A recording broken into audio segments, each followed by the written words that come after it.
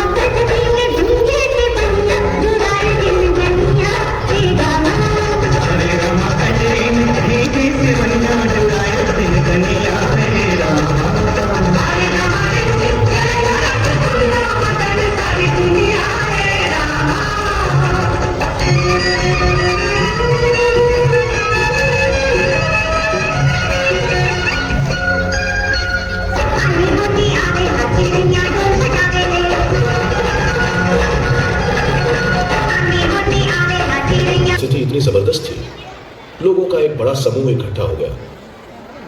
उन्होंने न तो कुछ खाया, न पिया, न ही शौच गए, बस स्थिर बैठे रहे। लोगों को यह भी समझ नहीं आ रहा था कि वे जिंदा हैं या मर गए। उनके जीवित होने का एक ही लक्षण था कि रुक रुक कर उनके गालों पर परमानंद के आंसू बह रहे थे, वरना वे बिना हिले डुले बैठे रहे।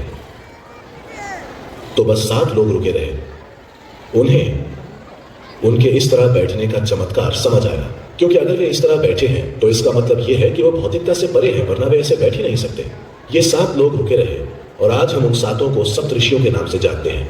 ये आदियोगी के पहले शिष्य थे। तो ये आदियोगी बस बैठे रहे और जब इन 7 ने रुचि दिखाई तब उन्होंने कहा, यह आपके लिए नहीं है, ये कोई मनोरंजन नहीं है। वे बोले, नहीं, हम कुछ भी करने को तैयार हैं। उन्होंने उन लोगों को कुछ शुरुआती तैयारी कराई। वे कई सालों तक तैयारी करते रहे। फिर एक दिन जब सूरज की गति बदल रही थी, अभी अभी हमने ग्रीष्म संक्रांति से शरद संक्रांति में प्रवेश किया है, 22 दिसंबर को। ये फिर से 21 जून को होगा और ये 21 जून दुनिया के लिए बहुत ही महत्वपूर्ण है, क्योंकि इसी दिन आदियोगी ने दक्षिण की ओर मुड़कर शिक्षा देनी शुरू की थी। क्योंकि सूरज दक्षिण की ओर मुड़ गया तो वे भी दक्षिण की ओर मुड़ गए और इंसान होने का यंत्र विज्ञान समझाने लगे। इसी दिन को सौभाग्य से संयुक्त राष्ट्र ने विश्व योग दिवस घोषित किया है, क्योंकि इसी दिन योग की शुरुआत हुई थी।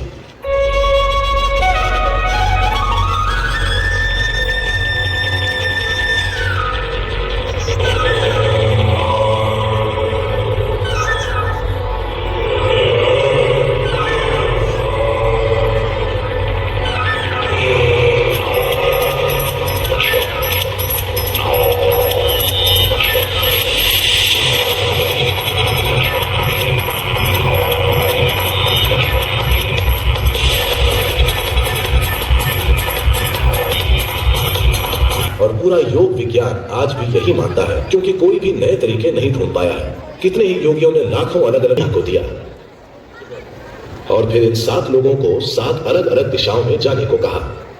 एक मध्य एशिया गए, एक उत्तरी अफ्रीका गए दिशाओं में जाने को कहा, एक मध्य एशिया गए, एक उत्तरी अफ्रीका गए, एक दक्षिण अमेरिका गए, एक दक्षिण पूर्वी एशिया गए, एक हिमालय पर्वत के भारतीय हिस्से में आए, एक उनके साथ रुक गए, और एक अन्य जो हमारे लिए बहुत महत्वपूर्ण है, अगस्त्य मुनि, वे दक्षिण की ओर आए। उन्हें दक्षिण दिव्य दर्शन का जनक माना जाता है क्योंकि उन्होंने विंध्या पर्वत के दक्षिण में एक भी इंसानी आबादी को नहीं छोड़ा। तत्काल पठार में उन्होंने सुनिश्चित किया कि हर वो इंसान जो यहाँ रहता है वो आध्यात्मिक प्रक्रिया के बारे में कुछ न कुछ जाने।